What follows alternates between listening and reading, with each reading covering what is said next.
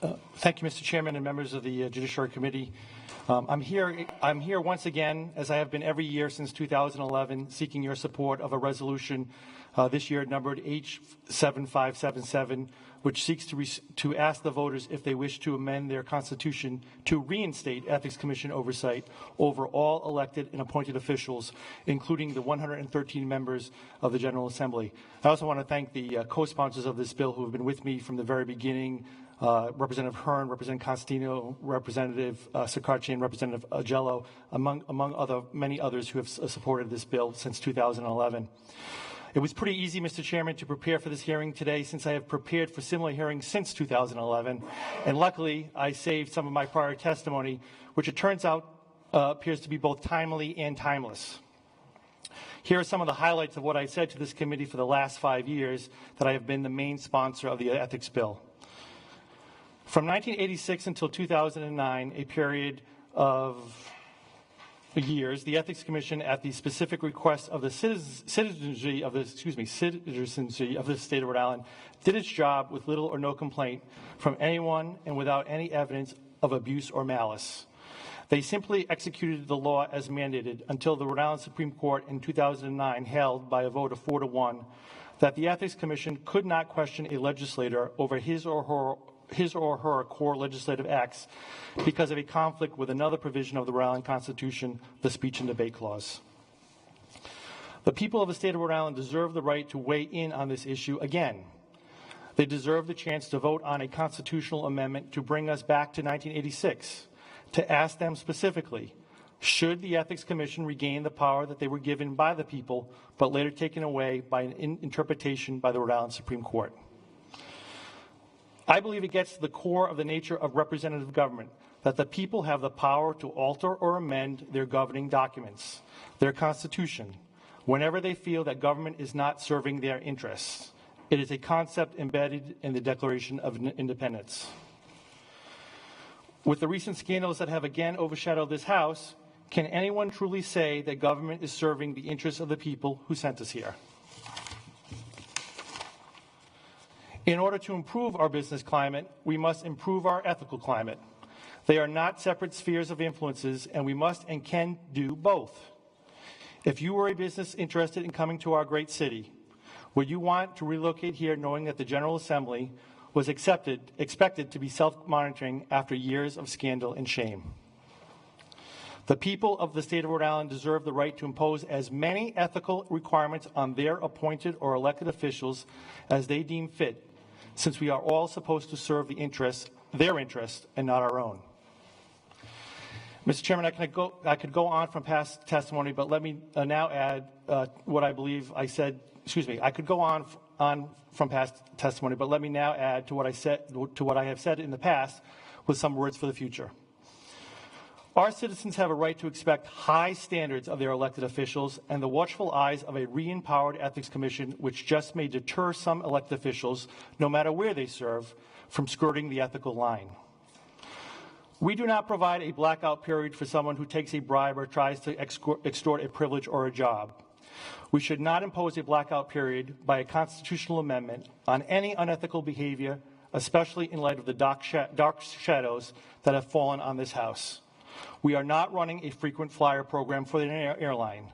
We are charged with running the legislative branch of government, and there should be no safe harbor given which impedes the ability of the Ethics Commission to do what the voters first asked them to do in 1986, police the boundaries of ethical government conduct. Well, Representative Marcello, just to be clear, it's not a blackout of behavior. It's not like if you do something bad in that period, you're okay. It's just you can't make the complaint during that period, right?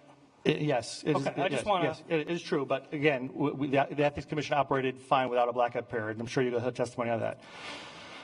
I have no illusions tonight that my resolution will pass this committee, given the fact that the competing resolution is sponsored by the Speaker and the Majority Leader.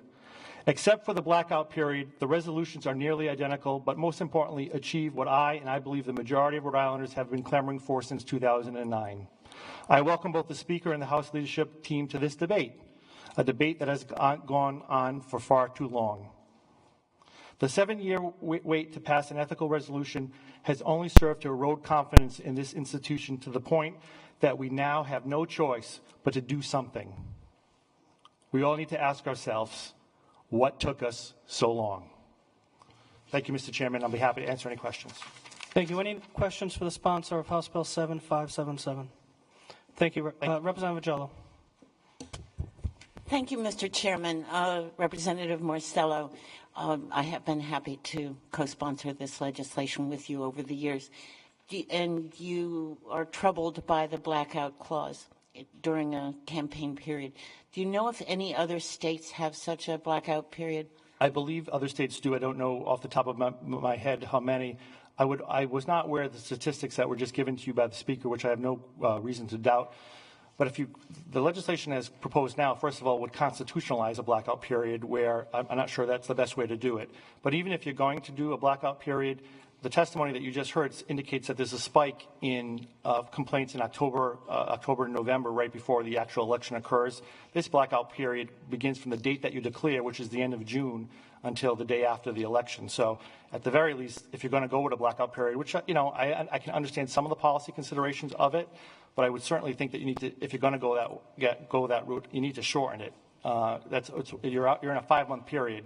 And again, I believe the Ethics Commission can deal with frivolous complaints. They have. If you want to try to discourage frivolous complaints, you can maybe up the penalties for filing a frivolous complaint.